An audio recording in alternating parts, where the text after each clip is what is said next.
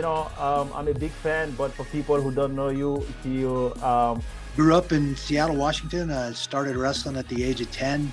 Wrestled all through school. Wrestled for the United States Army. Spent 6 years in the U.S. Army. call yourself the natural, and how did you become the natural? Well, my very first UFC was UFC 13, where I won the heavyweight tournament. Those expendable movies, among many others. Yeah, So yeah, we're on Expendables 4 now. Expendables 4 expendable is four. done and getting ready to come out here in September. On September 22nd, Well, it's Expendables 4 coming. is. It's like they help you, they make you feel comfortable once you're on set. They try to. Yeah, absolutely. They're all great guys. It's a lot of fun.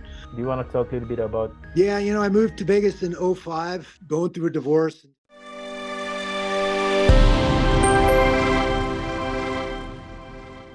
Hello, Randy. Welcome. And today I'm a big fan of you.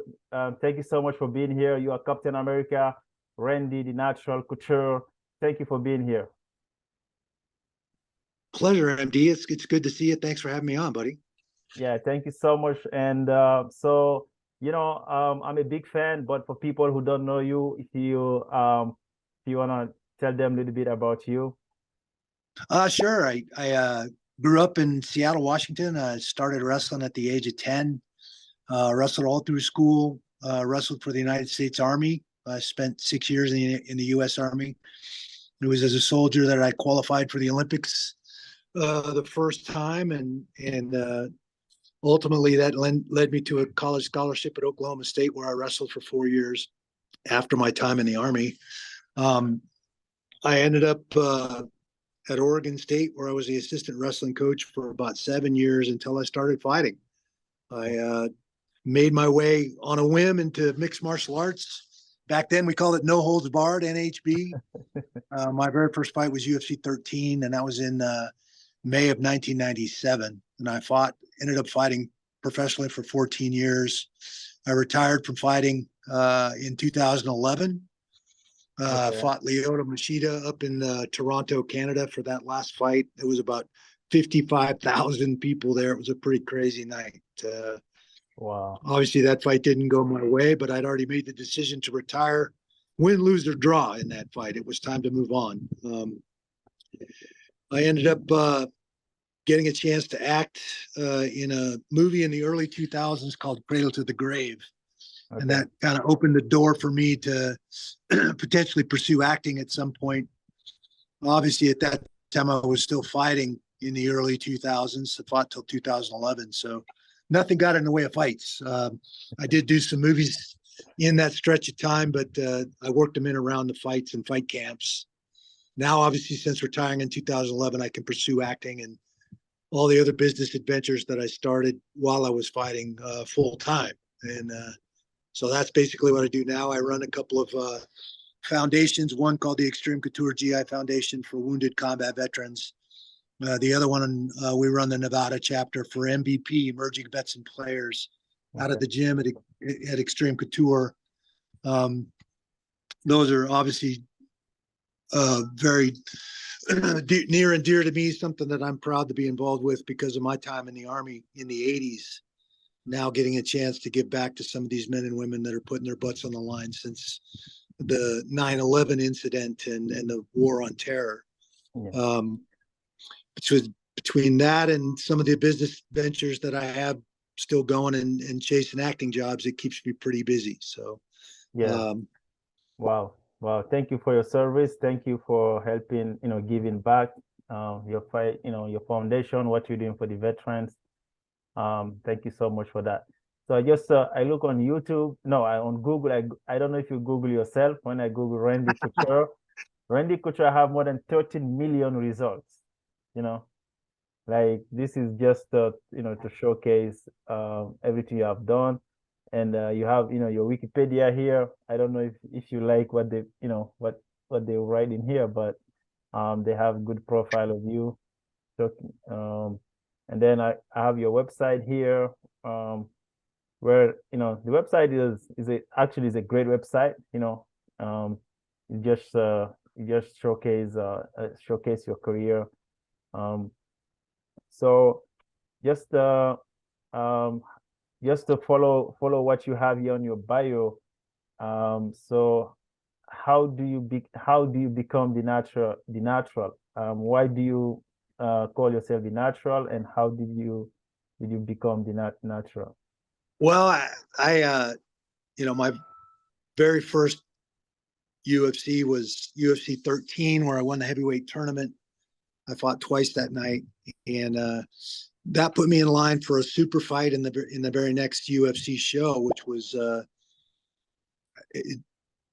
UFC, I guess 14. It didn't really have a number, but I fought Vitor Belfort, and I was already 34 years old. Most people thought I was going to get my butt whooped by this young, 19-year-old kid that's been tearing everybody up. So you I ended started up, so you started at the UFC at in your 30s. yeah, I didn't start fighting till I was 33, almost 34. Wow. And I fought Vitor when I was 34. That was October of 97. And, I don't think anybody thought I was going to be able to beat him. And I knew if I could get my hands on him and make him wrestle me as much as possible, I had a good shot at beating him. And so I practiced a lot on closing the distance and tying him up. Obviously, in that fight, dirty boxing and that tactic or technique was born. Joel Gold was kind of the only guy running a magazine that covered our sport. It was called Full Contact Fighter Magazine. Okay. And it was kind of a newspaper quality. You had a colored cover, but the rest of it was like reading the newspaper. It wasn't a traditional magazine. But Joel wanted to interview me after that first Vitor Belfort fight, and he's the one that coined the phrase, "Hey, you naturally adapted to his style. Can I call you the natural?" And I'm like, "Well, I've been called a lot worse things, so I suppose that's fine." And that's where the nickname came from. So Wow. it kind of stuck. He called me the natural in that article in Full Contact Fighter magazine, and it just kind of stuck. So I've been called a lot worse. Yeah, I love it. I love it. Actually, that's a good explanation because I watch a lot of your videos on YouTube, and then they're always announcing, Randy the natural, when you coming in. You have all people shouting, but yeah. So then you went up to be MMA champion, six-time UFC champion, right?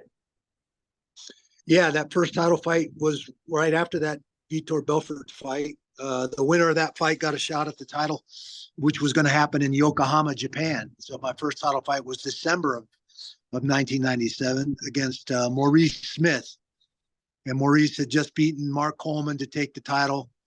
Mark is somebody that I knew from the wrestling world for sure. He was a freestyle silver medalist, wrestled at Ohio State, where he was a national champion in collegiate wrestling. So I knew Mark well, and I knew that Maurice was going to be a big challenge. A very, very good kickboxer. That was my first time to Japan.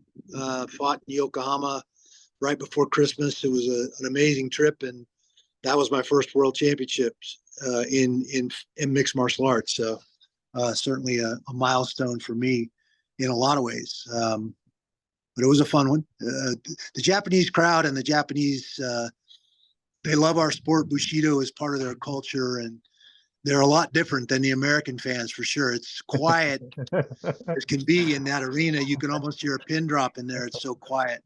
And they ooh and ah and clap, but they don't get rabid and crazy like the American fans do. It's a little bit different environment. Wow. So what does it take to be six-time champions? Like, how do you keep coming back? Well, I think, a lot of people talk about winning 6 world championships, and in my mind, that's great, but that means I lost it at least 5 times, right? And the truth is I lost it all 6 times. But championship spirit in my mind is not about winning all the time. It's about how you deal with the adversity of losing and picking yourself back up, sorting it out, figuring out what you did wrong, how you can go back and do better, and putting yourself back out there, not being afraid to lose, not being afraid to put it on the line. And I tried to emulate that model, or that model. It was the worst thing that ever happens to you, is you lose a fight in life. You're doing pretty damn good. So I was in pretty volatile sport already. I lost in the final Olympic trials 4 times. I lost in the NCAA championships in wrestling twice.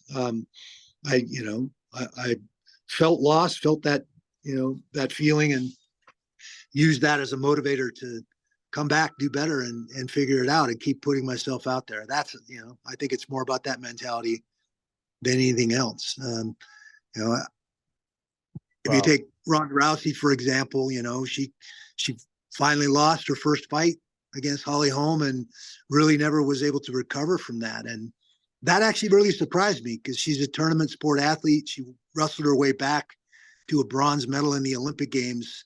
That's no small feat. So she should have been accustomed to picking herself back up after facing some adversity and losing. It really kind of surprised me that devastated her and kind of took her out of the fight game the way it did. But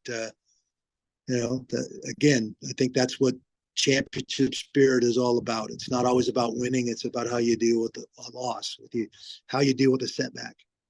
Wow. Yeah. Wow. That's awesome. It's not about losing. It's about how you come back. And I think that's why you're a champion, because it's not easy to come back, keep coming back 6 times and winning again. And this is just a good lesson, for everybody, in life. You can keep trying. Then you went to acting, right? And you did those expendable movies, among many others. Yeah. So yeah, we're on Expendables 4 now. Expendables 4 is done and getting ready to come out here in September, on September 22nd. Oh, Expendables 4 it's coming out this year? Wow. Yeah, this year in September, September 22nd. That's great. So, That's great. I yeah. love these Expendables. Yeah, they're fun. A lot of fun. Yeah. Certainly the biggest intellectual property in films that I've been a part of. Wow. I think before that, the biggest film I'd done at that time was Scorpion King 2, which was a fun one. We shot that in South Africa, actually. Okay. Stayed in Camps Bay and Cape Town, and I had an amazing experience over there for 5 or 6 weeks to shoot that movie. It was a lot of fun. I really enjoyed it. Wow. So yeah. So for any fighter, someone who's fighting the MMA who want to become an actor, do you have any advice for them? I saw Kamaru Usman. He's in the Black Panther 2. Yeah. So I don't know. If you maybe other MMA fighters, they will like to join, become actor maybe in the future. Yeah, I think you're seeing more and more mixed martial artists making their way into films. Mm-hmm. Conor McGregor just finished Roadhouse, the new Roadhouse movie. Tito's done some films. Chuck Liddell's been in some movies. Rampage Jackson, the A-Team, and some other movies. Obviously worked with Ronda Rousey on Expendables 3. You're seeing more and more mixed martial artists find their way into films, I think, because they bring an authenticity and a physicality to the film world that the average actor doesn't have. But at the end of the day, it's still a profession. It's still a lot of work. Everybody thinks it's all glamour and glitz, and it's not. You're working, 12, 14-hour days every single day, grinding out, certainly with a big picture like Expendables. That's a 3-month gig. You're living in a hotel and working 5 or 6 days a week, every single day, grinding it out. It's a lot of work, but I enjoy the process. It's fun. You're doing something that you're putting on film that's going to last in perpetuity, a lot like stepping out in that cage and fighting. It's something that's going to last forever. People are going to be able to watch those films and look at that for a long, long time. And I think that's a pretty cool thing to be a part of. Yeah. So how someone can get into acting? What is the process? Is that? Yeah, it's not an easy. Hard? Do you need to find an easy door to open, honestly? Yeah. I was fortunate enough, because of athletics, they were looking for authentic cage fighters for that Cradle to the Grave movie. And myself, Chuck, and Tito all got to play a character in that movie. I had done a Nations Bank commercial for the U.S. Olympic movement that was coming to Atlanta in 1994. Now, the games were in 96, but ramping up for those games, one of the big sponsors for the Atlanta games was Nations Bank, and they're predominantly a Southwest, a Southern or Southwestern bank chain. And they wanted to do a kind of a farm boy goes to the Olympics type of a commercial. And I got asked if I wanted to play that farm boy in the commercial. And that happened to be a SAG gig. So that Taft-Hartley me in for a SAG card. It's not easy to get a SAG card. To get a SAG card, you have to be invited, to be able to play a part in a SAG movie. And you got to have a SAG card to get into a SAG movie. So there's kind of this catch-22.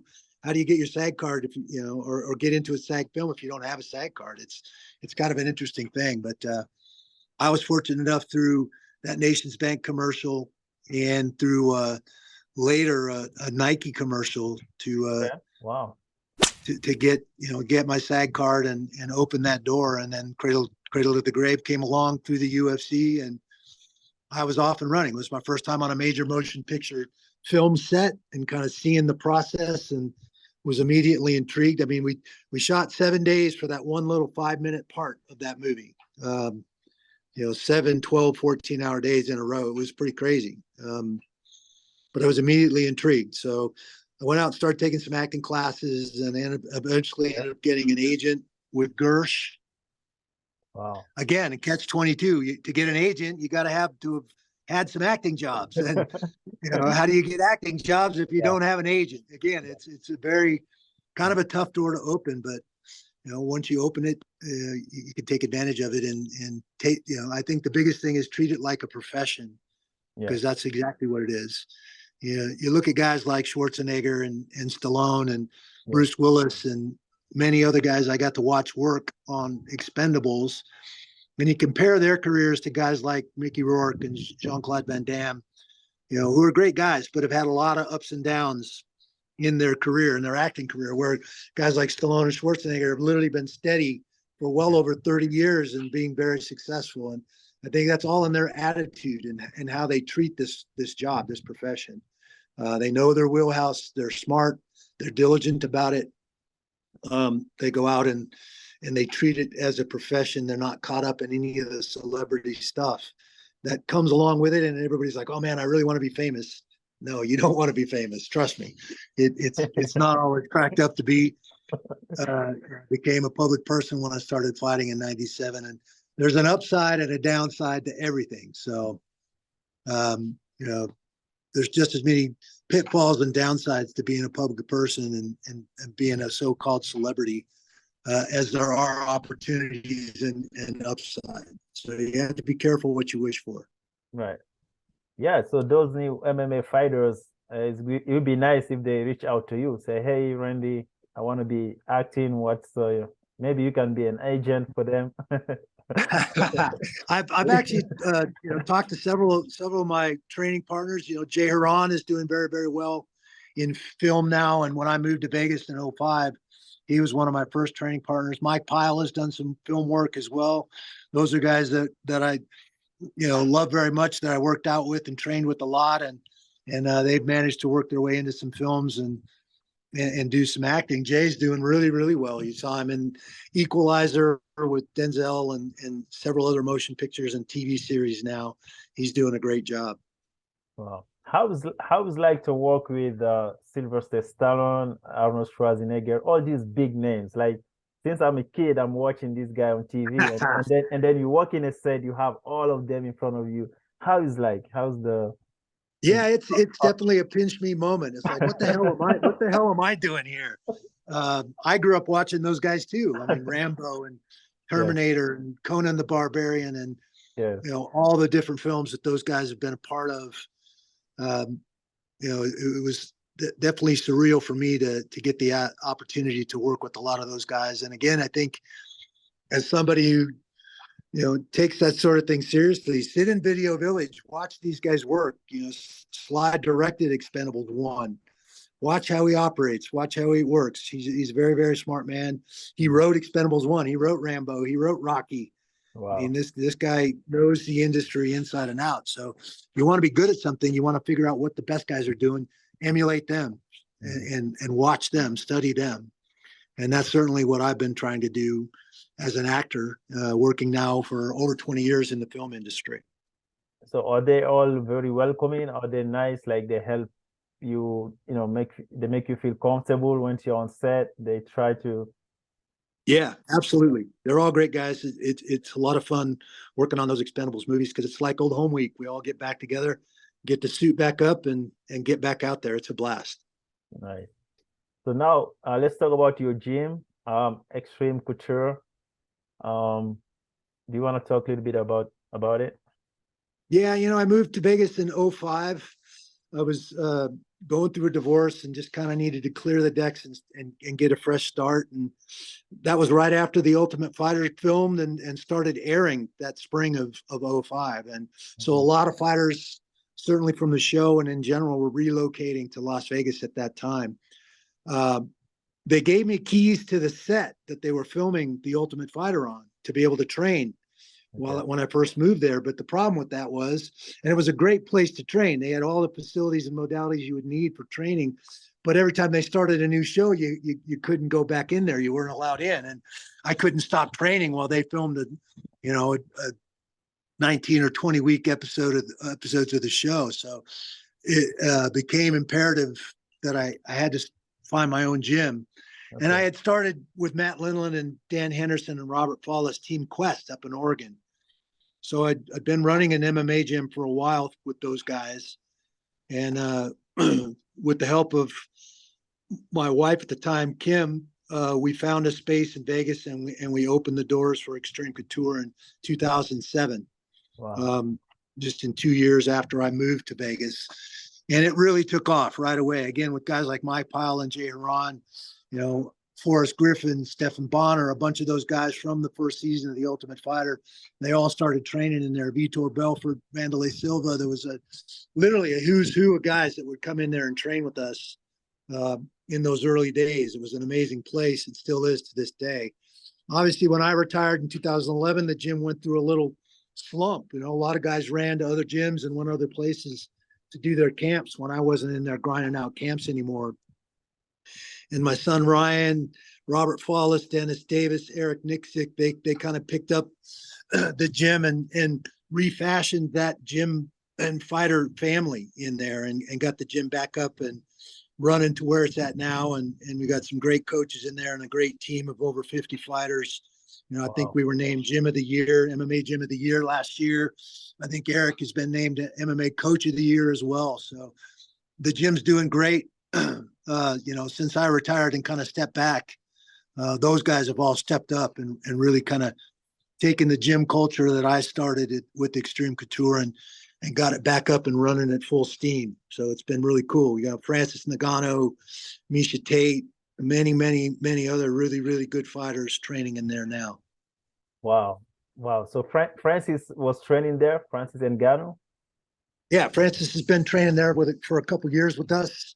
Wow. We really wanted to shore up his wrestling ability and kind of get a shot, another shot at Stipe after kind of getting smothered and out wrestled in that first match. So he had the work ethic and the wherewithal to put himself out there and really kind of diligently attack learning some wrestling skills to go with that amazing striking power that he possesses.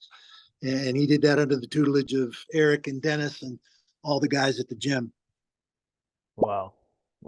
I will definitely stop by. This is a great gym. Wow. This is awesome. And then you talk about in the beginning, you have GI Foundation, helping veterans in need. So I just wanted to show it here if you want to expand a little bit about it. Yeah, like I said, I served in the United States Army from 1982 to 1988. There wasn't anything going on at that time. It was literally the peak of the Cold War. Obviously, since 9/11 and the attack on the U.S., we started a war on terror, and a lot of soldiers have been putting themselves in harm's way fighting that war and coming back injured and wounded.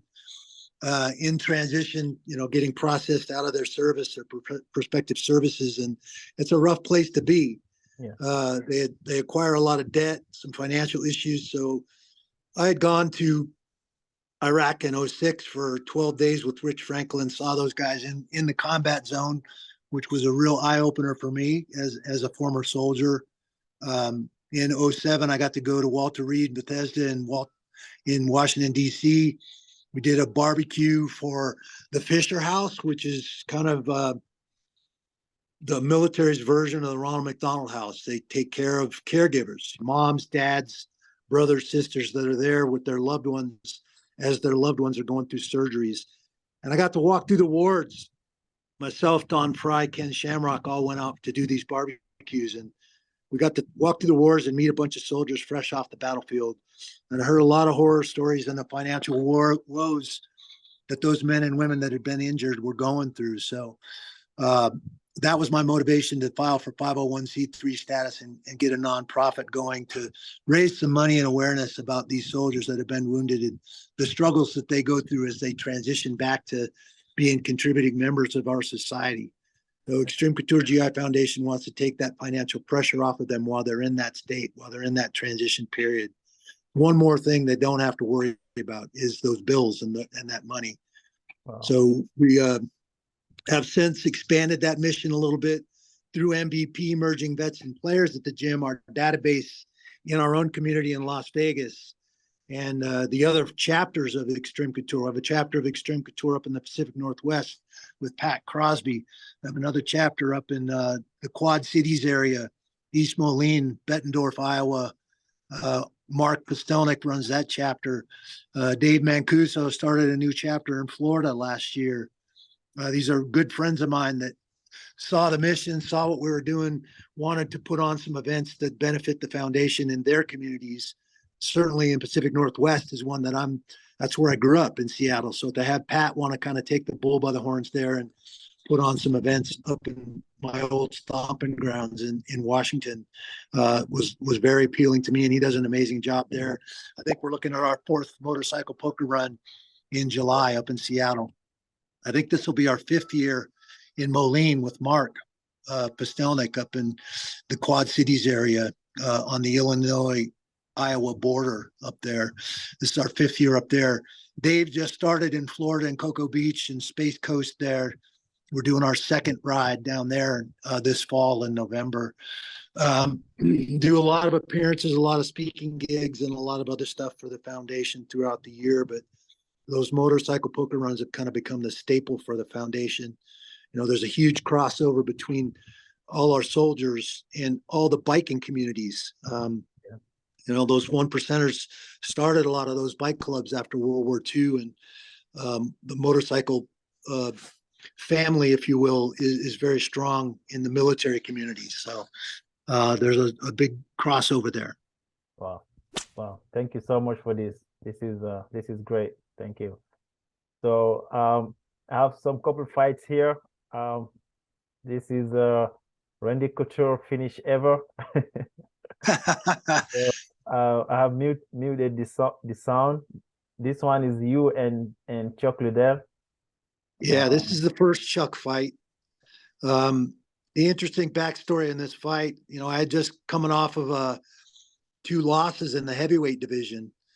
I'd lost to Josh Barnett and Rico Rodriguez at the heavyweight division. And the heavyweights were not only big guys, but they were becoming very, very skilled fighters. And I had thrown my hat in the ring with Dana, told him, yeah, you know, I'm not a big heavyweight. I can make 205 if the opportunity arises.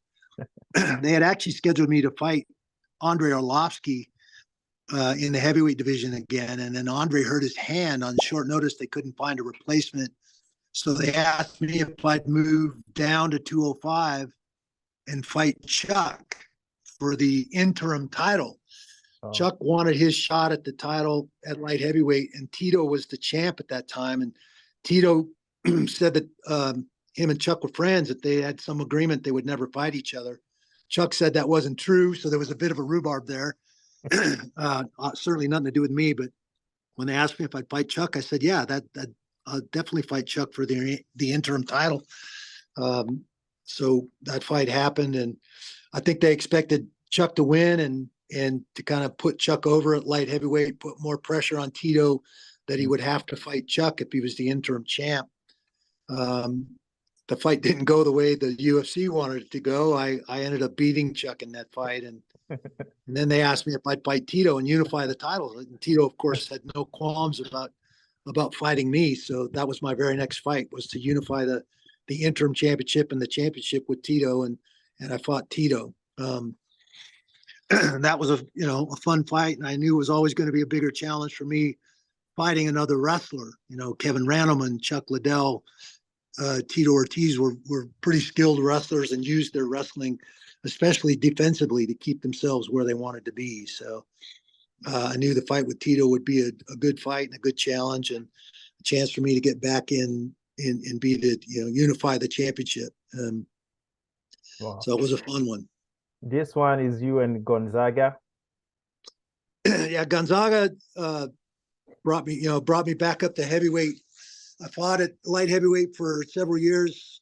Ended up back in the championship title at heavyweight after fighting Tim Sylvia, and they asked me if actually informed me that I'd be fighting the winner of Gonzaga Krokop, and that fight happened over in Manchester, England. I was actually commentating for the UFC at that time, and commentated that fight, knowing that I was going to have the winner of Gonzaga Krokop. Obviously, Gonzaga kicked Krokop in the head and knocked him out in that fight. I don't think, again, a lot of people thought I was going to beat Gonzaga.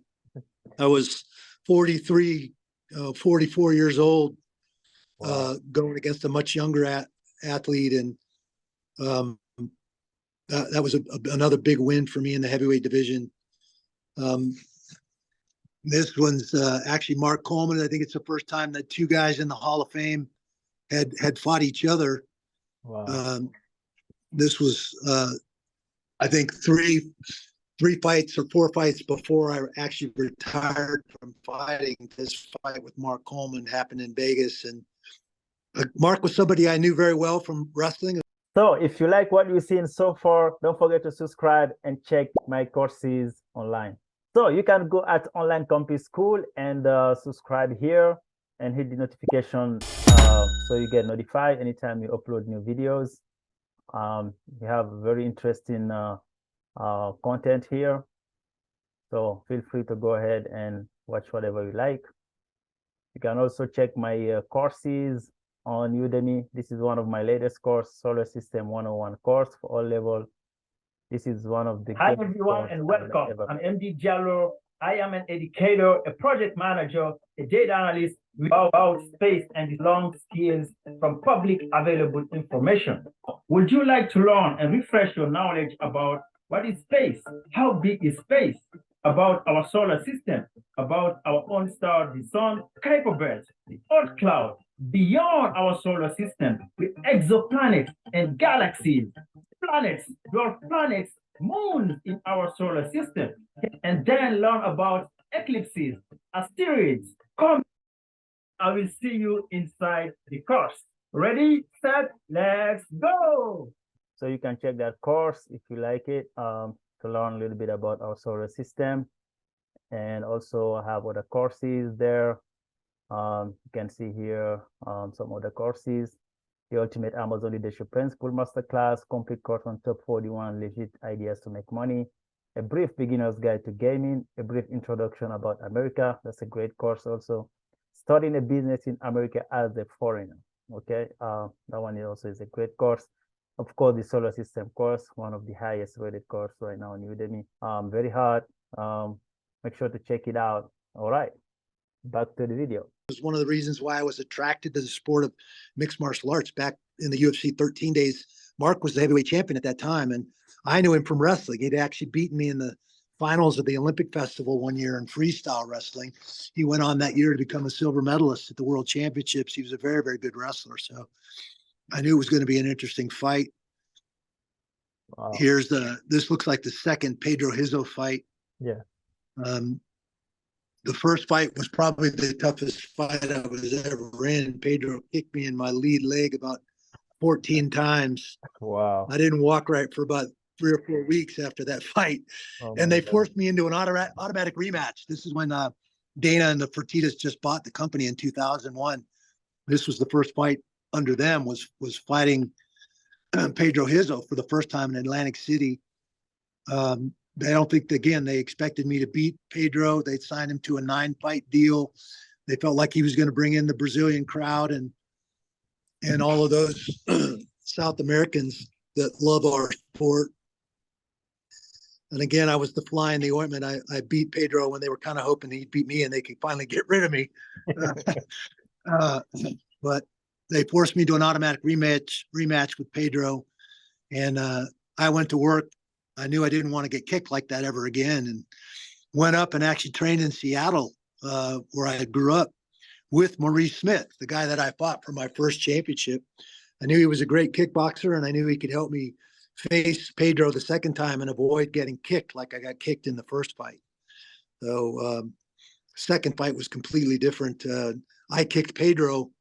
He didn't kick me once. I managed to take him down and finish him in the third round. This was the first Belfort fight here. I can tell because my shorts are ripped. Vitor tried to take me down in the first minute of that fight, and in trying to take me down, he ripped my shorts. Thankfully, I was wearing my my Superman underwear. Might have been a different fight if I had not been wearing those underwear under those shorts. Wow. Oh my God. So one thing I realized is when you get on mounts, like if you get on once you get on top of them, like that's a finish for you, right?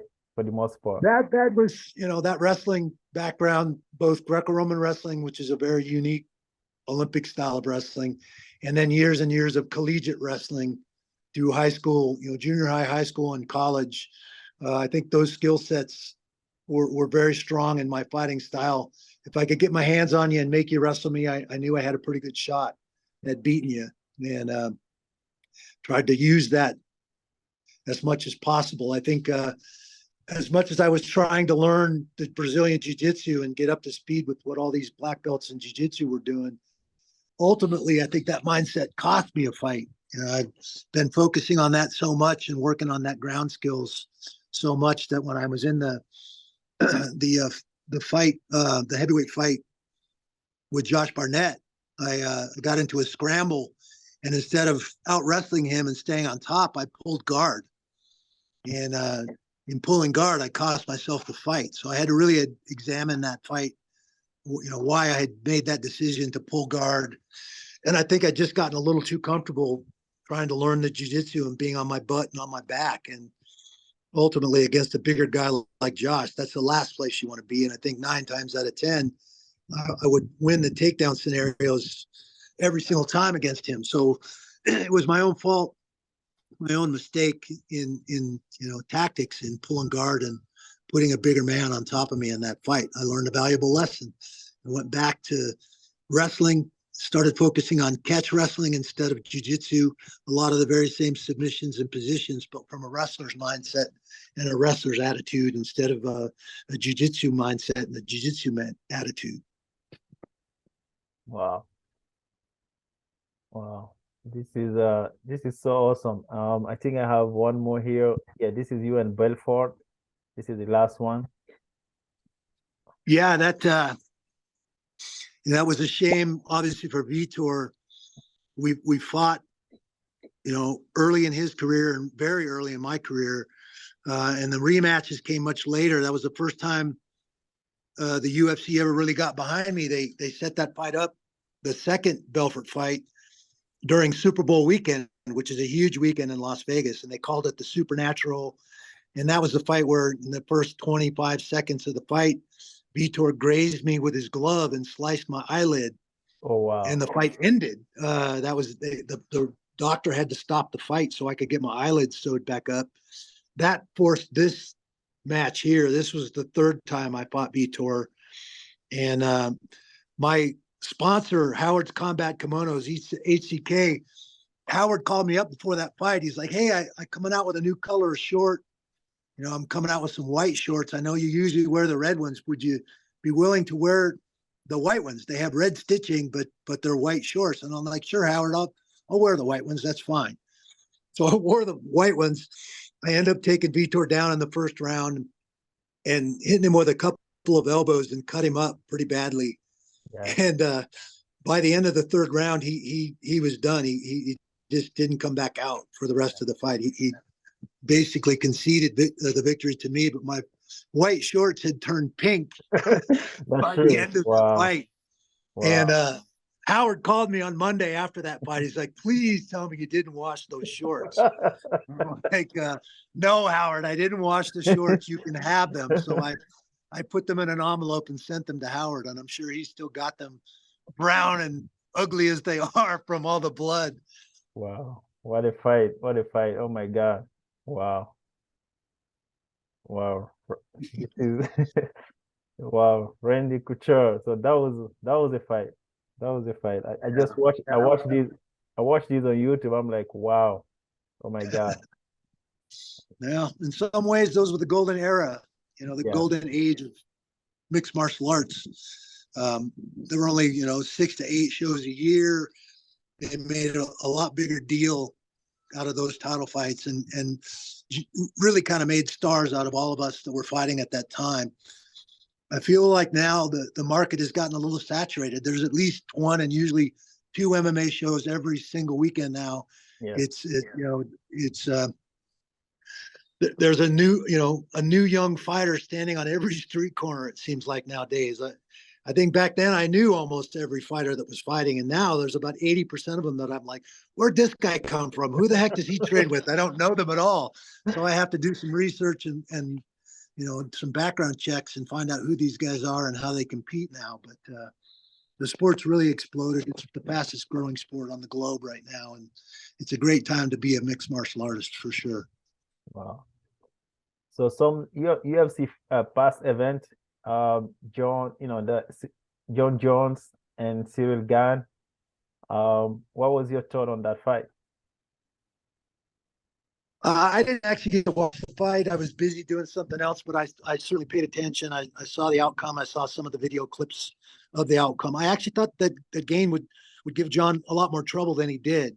This was obviously John's first time up at heavyweight. Right. Playing around with the bigger, stronger, more powerful guys is always a challenge, and you have to approach them a little bit differently. But John didn't seem to have any trouble. He matched him, strength for strength, pound for pound, and did a good job of in finishing that fight. We'll see, how he continues to to foray in the heavyweight division, but he's one of the most talented fighters that we have in mixed martial arts for sure.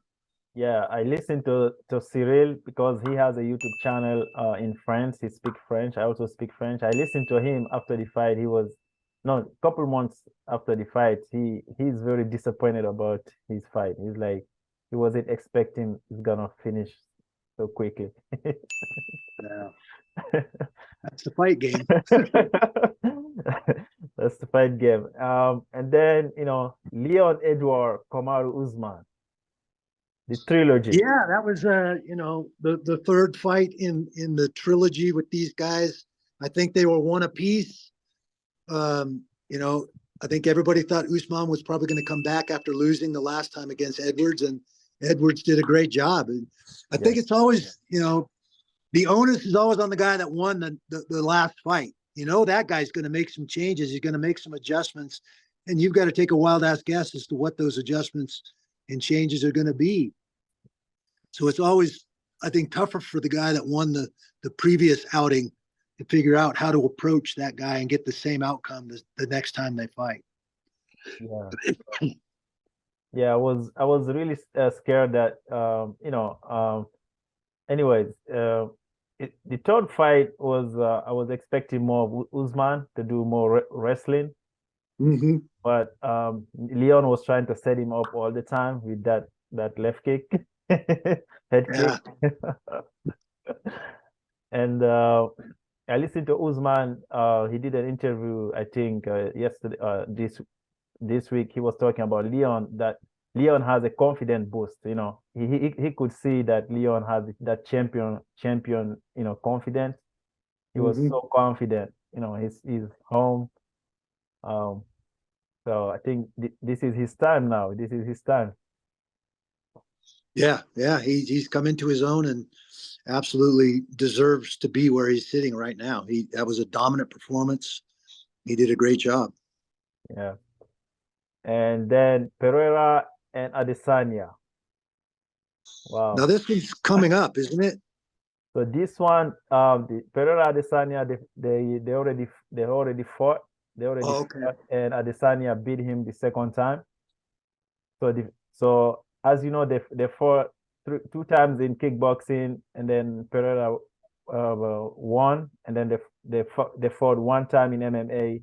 Pereira win the belt from Adesanya, and then the UFC 287 that just happened in Miami. Then Adesanya was able to beat him in the second round. Oh, okay. See, I didn't see that fight. Generally, unless one of the guys from Extreme Couture is fighting, I'm probably not buying a pay-per-view.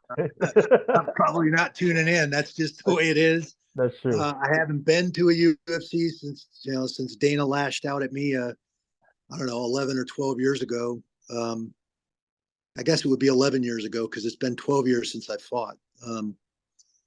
But when I signed a contract to go to the Spike TV and do some scripted and unscripted television for them, I resigned as a commentator for the UFC, and Dana kind of went off the rails. He soured our relationship. Let's just put it that way. Since that time, but that's really, I'm just doing what's best for me and what's best for my career, and trying to move myself forward and do the best I can. So I don't really tune into the UFCs unless one of the Extreme Couture guys is fighting on those cards. Okay.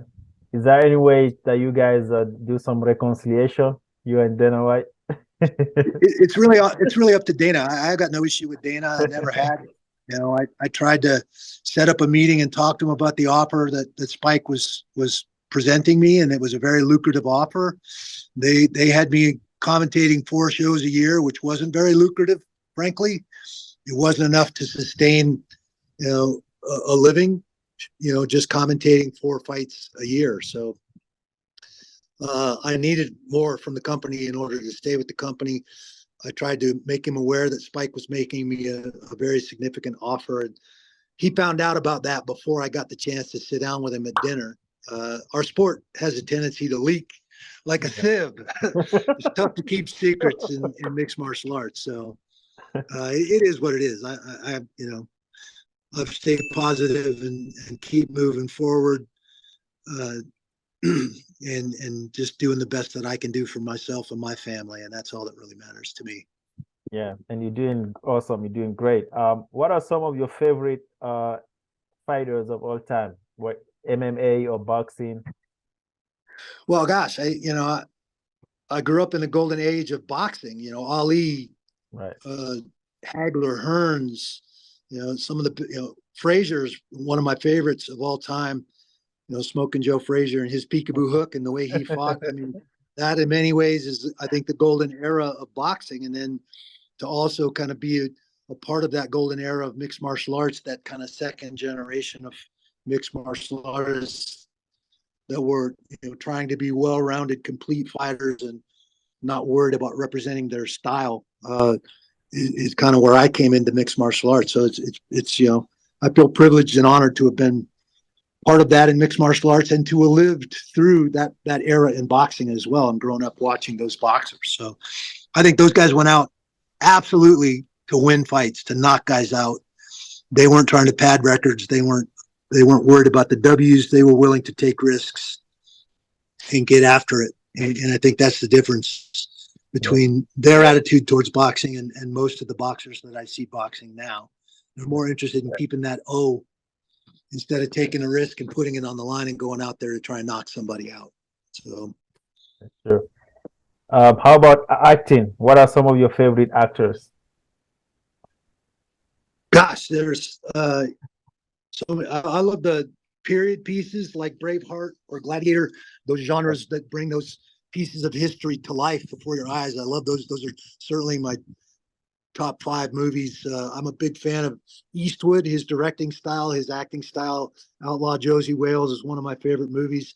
I also love Gran Torino. I think Gran Torino and how it speaks to the political correctness that certainly we're enduring these days with cancel culture and everything else going on.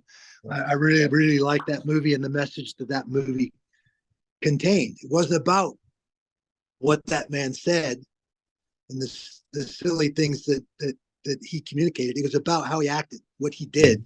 That was important, and I think that we need to remember that. You know, you don't judge people by the way they look or anything else. You judge people by their character and how they act. Right. Wow. So, I listened to one of your past interviews where you helping fighters. I mean, you were fighting for the past legislation to help MMA fighters. Is there any update on that? Yeah, you know, I kind of became the spokesperson for the MMA FA, the Mixed Martial Arts Fighters Association. We've been around for about 7 years. We're a pretty small group at this point. We've been trying to get the Muhammad Ali Act, which was legislation, federal legislation that was passed in 1996 to protect boxers from promoters. We've been trying to get that definition of boxing changed to combative sports athlete Okay. in that federal legislation. Did a lot of door knocking in Congress, spoke to Congress to try and get that to a vote. Obviously, the UFC and their lobbyists have been working very, very hard to keep us from getting that on the floor to be voted in Congress and eventually voted through in Senate.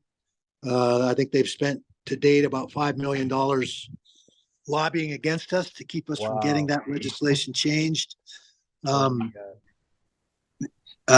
So, you know, I think that's the short play. That's the fastest way to see some transparency in our sport and see some of these very restrictive contracts eliminated.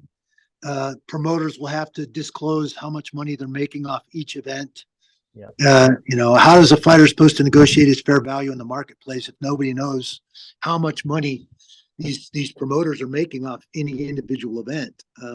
I think the sale to WME in 2016 was a big eye opener for a lot of fighters. They sold that for $4.2 billion. And I think a lot of fighters went, what? How much? Holy cow. I'm not getting paid enough. That's for sure. So, you know, and you hear guys like John Jones and Francis Ngannou, you know, chirping about fighter pay. You have a guy like Jake Paul who's involved in these thriller kind of crossover boxing matches with guys like Ben Askren and Tyron Woodley. You know, Anderson Silva, you know, those guys in those boxing matches made more in those matches in boxing than they've ever made in mixed martial arts. Jake Paul poking Dana and saying, what's the deal? Why don't you pay your fighters better? Yep. You know, why don't you take care of your fighters? You know, if it takes a guy like Jake Paul to shine a light on that, then I'll get behind a guy like Jake Paul. Yeah. You know, I'm not a fan of that kind of rhetoric and trolling that he's well known for, but the truth is Conor McGregor had the opportunity to change our sport when he got his boxing license to fight Floyd Mayweather. And he chose to bring Dana White and company in on that boxing match and not burn that bridge. I think because he had intentions of going back to mixed martial arts, but when he got that boxing license in California, his contract with the UFC was null and void. He was protected under the Ali Act. Wow. And he had the chance to really shine a light on the disparaging differences between boxing and mixed martial arts, both in the way contracts are handled and the transparency that we lack in our sport. Yeah, this is very important fight you're doing. I always get pissed when I see someone fighting their whole life and then when they finish fighting, they have no money. I'm like, what the heck happened? Like, who's signing this contract? These people, supposed to be set for life. You don't need to work anymore because you've been bleeding on the on the ring, on the floor your whole life. But this is good. This is good. I hope Francis can join you and all the fighters maybe to see it's possible if people keep organizing and pushing it can happen. Yeah, it's going to take that top echelon, that top percent of fighters that are making the six-figure contracts already to put it on the line. Yeah. To say, hey, unless you give us some minimum standards here, why shouldn't we have a 401k? Why shouldn't we have some health insurance? Yeah. All these things that other professional athletes in our sport enjoy. across the board. I think there's not a single other professional sport that at least 50% of the revenue from those events isn't going to those athletes. And in our sport and mixed martial arts, it's about 13 to 15% of the revenue from any event that goes to the athletes that fought on those cards. So that's frankly ridiculous in my opinion. Yeah. I like what the Professional Fighters League is doing. The opportunity for a lot of these fighters to not only make great money in their regular season fights, but they're getting a shot at a championship each and every year and $1 million in each one of those championships. A lot of those fighters would have potentially fought their whole careers and never got a shot at a six-figure contract like that and an opportunity like that. So happy to be working with the Professional Fighters League as a commentator, and I like what they're doing and how they're taking care of the fighters in the sport of mixed martial arts through the Professional Fighters League. And that is a company that's growing leaps and bounds. They just opened in Europe. I think next year you're going to see us open in the Middle East and Australia. So they're exploding on the on the mixed martial arts sports scene. In just 5 short years, they've really grown leaps and bounds. So it's been pretty fun to watch. Wow. Actually, that can be a great solution. You can have another business opening to, to compete, to have more competition.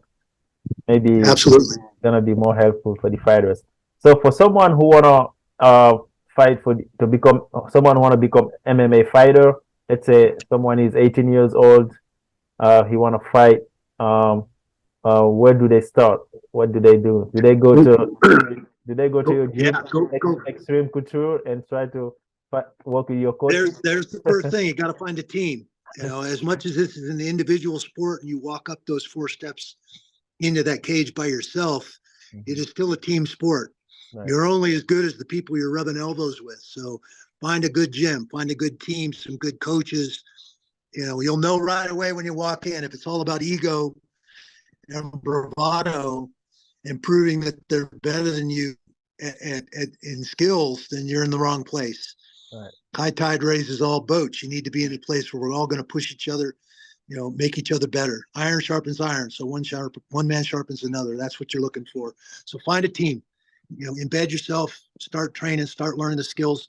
Now there's amateur MMA. So, that didn't exist when I started, but now, my son, Ronda Rousey, so many of these fighters get the chance to fight in the amateur ranks with shorter rounds and a little more protective equipment, and figure out how's their conditioning, what technical areas do they need to really focus on as an amateur, and get some good amateur fights under your belt, see where you're at. And then at some point you'll be ready to make that transition into the pro ranks. You start with some of the regional shows like the LFA, the King of the Cage, some of those more regional fight promotions as a pro, and get your feet wet and win a championship there. And then you're going to get noticed. You're going to get the opportunity to step up into a Bellator, a PFL, a UFC type event after you win one of those kind of mid-tier regional shows. So that's kind of the way, the journey in mixed martial arts now with what we have. Wow. Yeah, that's great advice. So what's your day-to-day look like? Do you still train? Do you still go to the gym? Still training, still going to the gym. I do a lot more circuit training than I do sparring anymore. I do some light sparring and a lot of circuit training just to stay in shape for movies and just to stay in shape because it keeps me sane. Yeah. But I don't do a lot of hard grappling anymore. The discs in my neck are all but worn out from years and years of wrestling and fighting. That was what ultimately led me to the decision to retire from mixed martial arts competition. Was I didn't want to stick around and keep grinding out camps until I had to have a neck fusion or a neck surgery, which is where I was at that time. So I do a good job of trying to take care of that neck. For the most part, I'm asymptomatic. I'm not having any real issues. It's funny because it used to be, oh my gosh, I'm sore because I worked out so hard yesterday. Now it's like, oh my gosh, I'm sore because I slept wrong. Wow.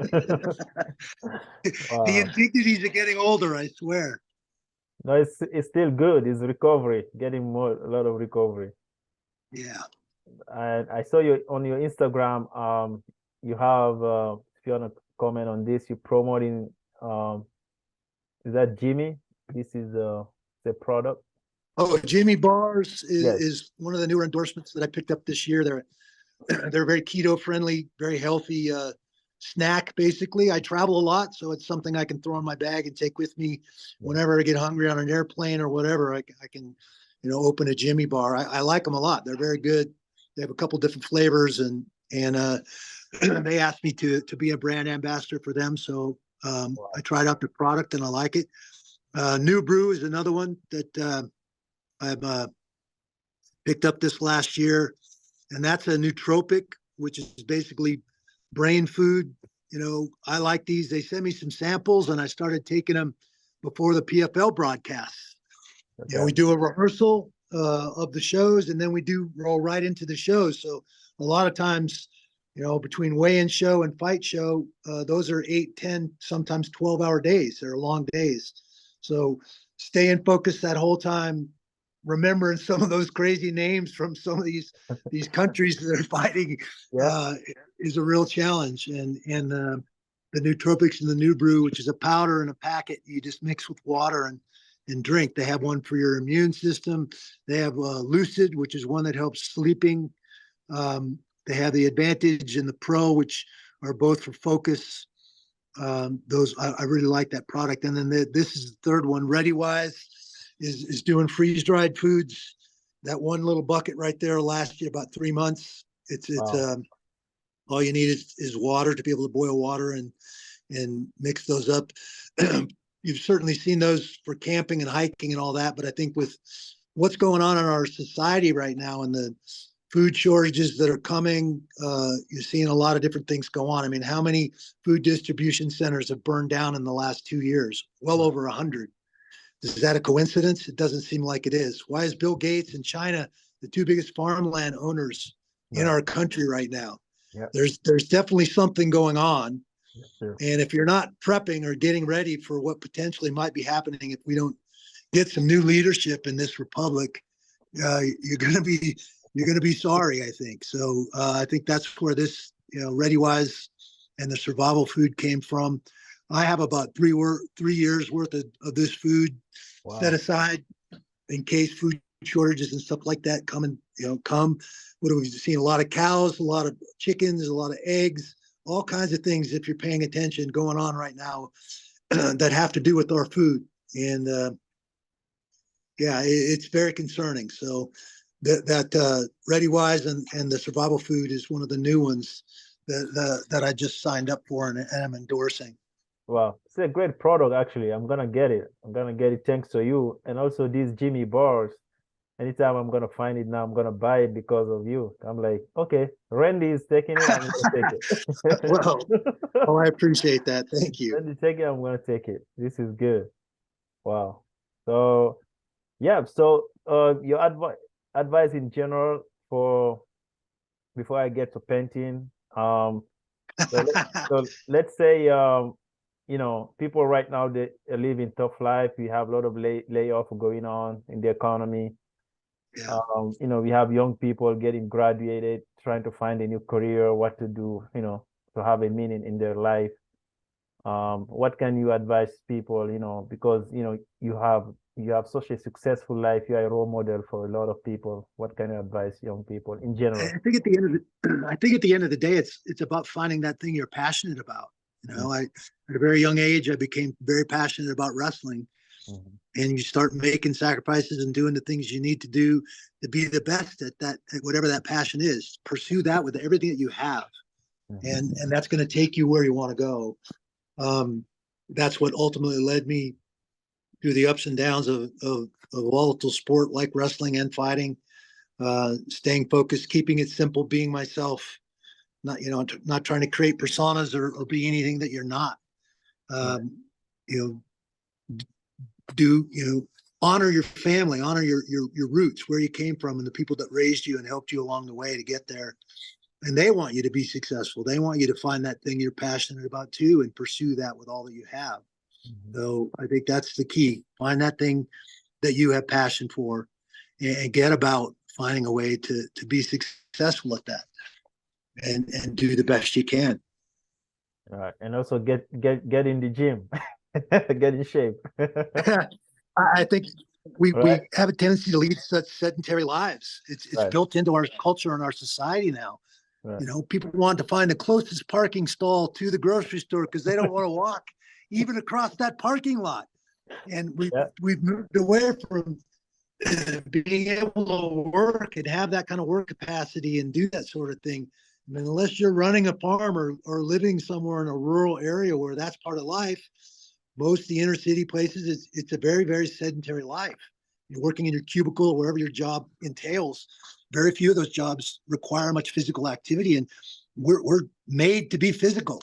yeah, That's what keeps us healthy, what keeps our bodies functioning the way they're supposed to function. So if you don't do it in your job, that means you've got to find a gym or mhm, some other way to stay active and keep your body moving and stay healthy. yeah, yeah. That's so true. Wow, that's so true. So you just started. I don't know if you just started, but you're doing some painting here. I have some beautiful pictures. Me doing some painting is a bit of a stretch, but Yeah, certainly a good friend of mine, Karina Daniel Taylor, or Taylor Daniels, she'll smack me for saying her name wrong. right. uh, she's goes all the way back to when I first moved to Vegas. She was training at Extreme Couture. She's also a former veteran. She was stationed in Hanau, Germany, which was one of my first duty stations. Karina's somebody that I really think a lot of. She's a great gal, and she started coming up with unique ways to do these paintings and using some of her friends and from the celebrity world of fighting. I know Forrest Griffin and Stephan Bonner and several other fighters have done some of these paintings. And basically, you're going to get dirty. You're putting paint on different parts of your body and sticking those body parts on canvas. Wow. So but she uses very unique colors. It reminds me some ways of Leroy Neiman, who's Mhm. obviously a very, very famous painter. Who uses a lot of neon and a lot of crazy colors, and he's done a lot of some of the best sports athletes in our society. You know, I've got a Leroy Neiman from Dave Schultz, who was a very famous wrestler that was killed by John DuPont, and he did some lithographs of Dave that sold to support wrestling, and I happened to pick up one of those lithographs from an old sponsor. It's probably one of the only real pieces of artwork that I own. But Karina's artwork is in that vein. It's a little more abstract than Leroy's stuff, but it's very colorful.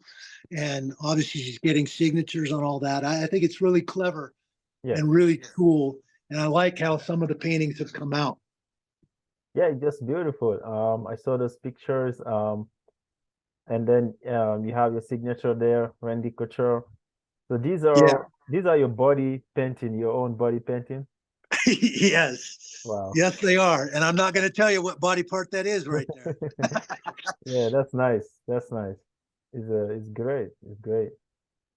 Um, so painting is also healing, right? It's very good to release stress, for healing. I think art and music, all those things lend themselves to a peaceful mindset, uh, a thoughtful mindset, and they can be very relaxing and a very healing thing to be involved with. I love music. I'm not really a musician. I play a little harmonica and I end up getting drug up on stage to sing sometimes. It's not very pretty, but I do it. I enjoy music. Music and art are one of those things that take you to a very specific time and place a lot of times. And conjures up memories and all kinds of things. And good songs do that, and I think good art does that as well. Yeah, yeah. Thank you so much, Randy, for being here. I can talk to you forever, but I'm a big fan. You know, as you can see, I'm new in the US and I'm just learning your story, learning about MMA, UFC. So this was very, very good for me and also for my viewers. And you are obviously Captain America, the real Captain America, not the one in the movies. And yeah, I like what you're doing, helping veterans, giving back. I like what you did opening your gym. Also that can help people, you're giving people platform where they can come train, find a good staff, try to get, giving people opportunities if they want to. Yeah, so thanks so much. I don't know if you have any last thought, if you have anything I didn't ask you wanted to talk about. No, it's all good. I appreciate you having me on, MD. It's a pleasure to be on the show and to talk to you for a while. Very cool, man. I appreciate you. Thank you so much. See you next time. Thank you, friendly. Thanks, man. Take care. Be well. Bye.